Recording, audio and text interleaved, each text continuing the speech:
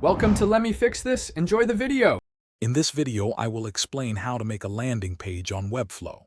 First, begin a new project, selecting either a blank canvas or a pre-designed template. Take a moment to familiarize yourself with the Webflow designer interface, understanding its various panels and the main canvas. Before diving into design, clearly define your landing page's primary goal and who your target audience is. This foundational step ensures your page is effective. Now let's bring your page to life. Start by adding core elements such as compelling headings, informative paragraphs, and engaging images. Webflow offers robust styling options, so experiment with fonts, colors, and spacing to match your brand. Crucially, integrate a prominent call-to-action button. This guides visitors towards your desired conversion, making your landing page truly functional and successful.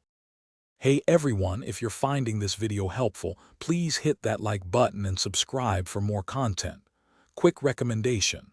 On another note, if you're looking to truly change how you think about money, check out The Simple Path to Wealth. It's a fantastic book.